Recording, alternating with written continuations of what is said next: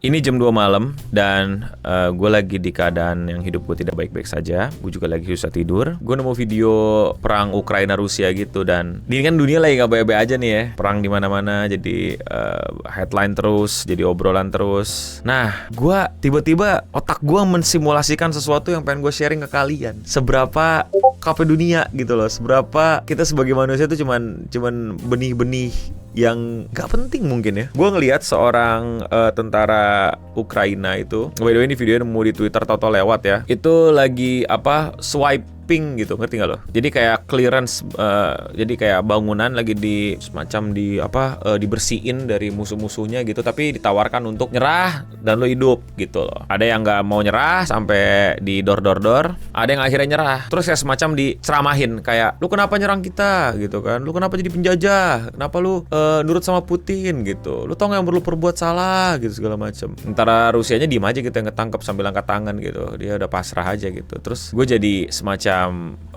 berpikir gitu ya, kalau itu terjadi sama gue, amit-amit, gue nggak tahu ini terjadi apa enggak, tapi mungkin in the near future, mungkin tiba-tiba di Burkina Faso gitu ya, gue tiba-tiba jadi warga negara sana, terus Burkina Faso mau menyerang, Burkina Faso di mana lagi, mungkin mau menyerang Kazakhstan gitu, yang dimana gue cuman rakyat biasa, gue nggak setuju akan perang tersebut, tapi somehow mayoritas masyarakat gue itu lebih memilih untuk perang gitu, dan setuju sama politisi di sana untuk perang aja gitu segala macam, sampai akhirnya masuklah undang-undang yang gue juga tidak setuju, yaitu adalah draft. Jadi kayak anak muda gitu yang belum umur 40 masih bisa jalan, masih sehat, wajib jadi tentara gitu ya. Seranglah tuh Kazakhstan gitu. Lu harus bela negara, harus jadi tentara, harus ke medan perang gitu. Terus gue ketangkep sama tentara Kazakhstan gitu. Terus ditanya, "Kenapa lu ngikutin pemimpin lu gitu? Kenapa lu nyerang gua gitu? Lu tau kan lu salah gitu." Jawab apa gua? Ya, in the real scenario jawaban gue nggak berguna gitu loh. Jawaban gue nggak berguna. Pasti pihak lawan gue nggak akan peduli sama jawaban gue. Masih untung gue dikasih hidup pada saat kondisi gue kalah, bukan didar-der-dor, bukan dimatiin gitu. Tapi coba kalau itu ada di kalian, kalau itu terjadi sama kalian, jawaban lu apa? Atau lu mundur ke belakang kalau misalnya itu terjadi sama lu gitu, lu tiba-tiba di Burkina Faso dan lu wajib ikut draft gitu ya, lu jadi tentara untuk nyerang tetangga-tetangga lu. Apakah lu kabur? Apakah lu melawan? Apakah lu membelot? Apakah lu terima konsekuensinya aja? Dari situ gue ngeliat bahwa kita nggak bisa apa-apa sebenarnya.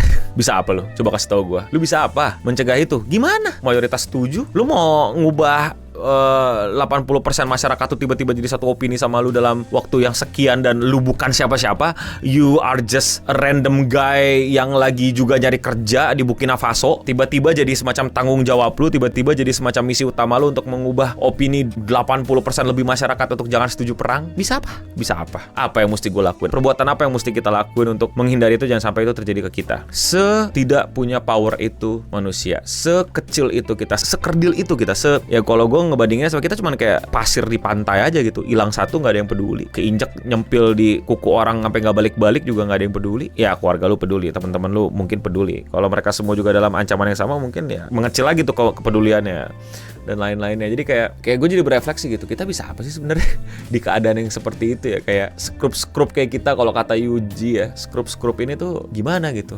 Kalau pandangan orang-orang, skrup ini harusnya berkumpul dan melawan gitu. Gimana mau berkumpul? Jangankan melawan, berkumpul aja belum tentu. Skrup doang. Kalau udah berkumpul emang menang. Orang skrup doang. Dan ini bukan skenario yang gua karang. Ini kan skenario yang gua karang ini kan, Burkina Faso dan Kazakhstan perang ini kan adalah realita Ukraina dengan Rusia gitu. Kalau lu jadi salah satu warga negara Rusia, lu disuruh perang, lu nggak bisa nolak. Kalau lu nolak, lu dipenjara, atau mungkin lebih parah daripada itu. Dan ujung-ujungnya lu perang, lu mesti nurut komando dan segala macem. Lu tahu itu salah, lu tahu lu nggak mau. In the end lu ketangkep, masih mending ketangkep. Tiba-tiba lu ditodong senjata sama musuh lu. Kenapa lu nyerang kita? Lu tahu kan yang lu berbuat salah gitu. Kalau kita balikin omongannya, terus menurut lu gue harusnya ngapain? Ngapain? kayak apa ya? Kayak dunia ini ternyata mengerikan itu ya gitu loh, semengerikan itu gitu loh. Kalau udah sekalinya salah jalan dan terus salah jalan gitu, dan pasrah pun bukan pilihan yang menyenangkan, dan pasrah pun mungkin sebuah privilege. Sorry gue tadi ketawa, itu respon spontan gue ya. Gue bukan mentertawakan sipil, para korban yang gue selalu bilang di mana-mana. Kalau ada perang yang dibela duluan siapa? Sipil. Kalau ada perang, korban utama dan pertamanya siapa? Sipil. Sipil itu siapa bang? Kita masyarakat yang nggak punya power di struktural gitu. Kita cuman orang random di jalan, itu sipil yang katanya sih kekuatannya di kita, katanya. Nyatanya Kurang tahu saya. Sorry gue malah berbagi sesuatu yang kurang menyenangkan, mungkin yang jadi bikin kalian mikir gitu seberapa gak pentingnya kita dan gak berpengaruhnya kita. Itulah kenapa gue selalu kayak bilang perubahan itu ya ngapain dari lu gitu. Perubahan dari lu ya untuk lu gitu loh. Kalau perubahan yang besar gitu untuk dampak ke orang banyak ya dari yang punya pengaruh besar. Kalau lu mau beneran berasa gitu, ya bagus lah kalau lu jadi orang besar tersebut gara-gara lu mengubah yang kecil-kecil dari diri lu dulu. Anjay, jadi positif. Bisa jadi orang besar dan lu rubah yang lebih besar. Masalahnya biasanya kalau orang udah besar yang dirubah masih diri sendiri, terutama kekayaannya.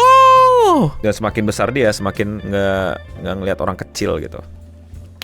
Well, sorry ya berbagi pikiran negatif, nggak apa-apa lah, biar lu pada tahu gitu bahwa gue orangnya kalau lagi nggak tidur biasanya ngapain ya kayak gini. Gue coba reevaluate life dan coba reflect diri gue ke keadaan dunia, bukan sekedar hipotesa yang jauh dari kemungkinannya. Kemungkinannya nyata loh, toh udah terjadi di Ukraina sama Rusia. Bisa apa loh? Coba komen di bawah. Atau komentar kalian mengenai argumen gue atau opini gue malam hari ini ya, di waktu-waktu senggang gue ini. Psikolog lu no? Enggak. Itu ada lah, gue ngerti lah psikolog fungsinya apa. Gue cuman pengen nggak sendirian sih dalam pemikiran ini. Kadang-kadang gue kayak capek-capek mikir kayak gini, dapat feedbacknya cuman gitu. Kalau kalian juga ikut kepikiran gitu, kayak waktu episode Sheldon yang kecil, Zero is not exist, itu kayak satu universitas muntah gitu. Sama jadi bikin ease my feeling. I don't know. Ya, itu aja ya. Apakah dunia akan baik-baik saja, Bang? I hope. Nggak usah mikir jauh-jauh ya, lu nggak usah mikirin, jangan saya gini loh, lu nggak usah pikirin perangnya dulu ya, lu pikirin diri lu aja dulu. Secara ekonomi membaik nggak apa memburuk? Ekonomi lu membaik apa memburuk? No? Memburuk. Dan gimana? Nggak tahu. Just trying to do my best every day, I guess. Bareng-bareng aja malu pada ya. Oke? Stay clean and sound.